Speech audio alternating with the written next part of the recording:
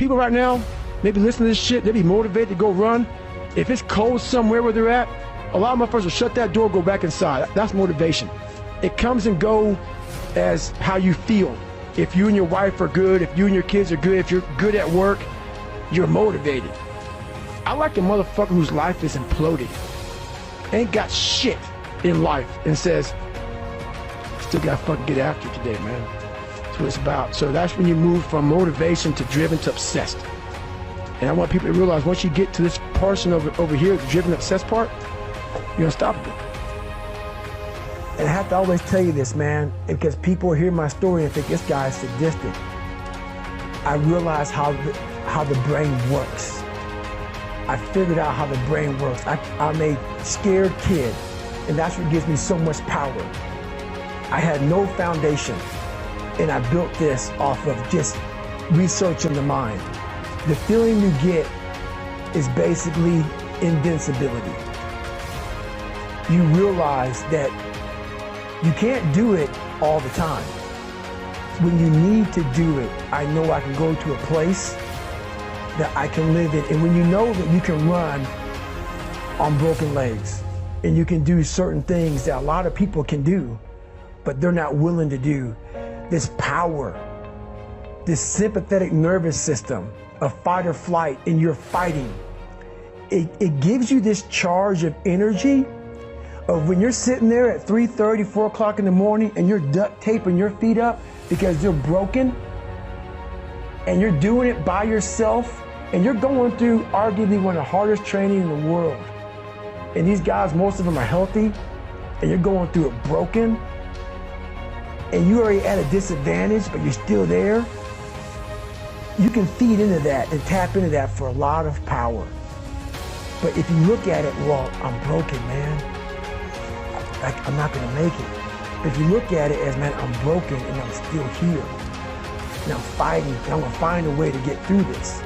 Because I have no other place to go. It gives you a lot of power. I thought it would, but what happens is, not just in SEAL training, but in life in general, when things start to suck really, really bad, my brain and a lot of people's brain, your brain says, we gotta get the fuck out of here. This is miserable.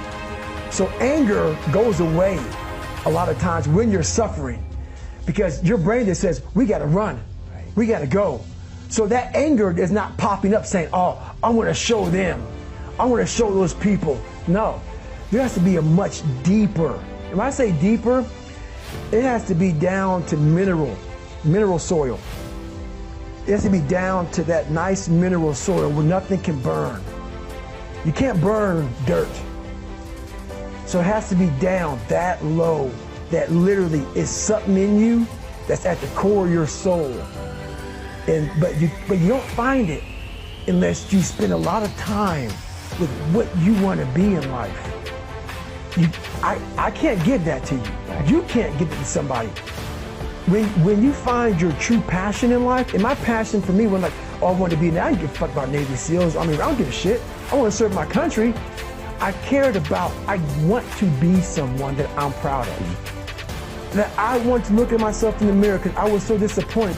That accountability mirror I talk about, I was so disappointed in what I saw every fucking day. I wanted everybody to love David Goggins. And a lot of people did.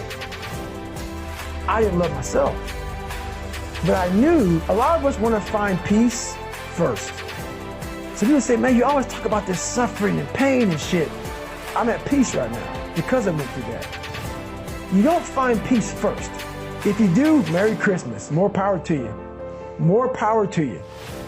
I found peace on the opposite end of finding myself. And no one really finds themselves without going through trials, tribulations, suffering, accountability.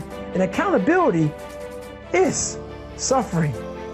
Being accountable every fucking day for doing right for yourself, for the people next to you, it's miserable. It's hard. That is suffering. It's miserable. Guys, right? Suffering. It's miserable.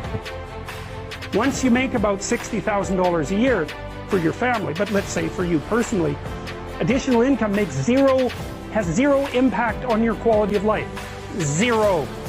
So why work 80 hours a week? Well, men will do it. Some men, very few.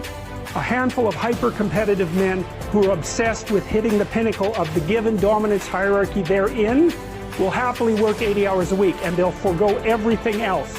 Relationships, family, children, way in the second category.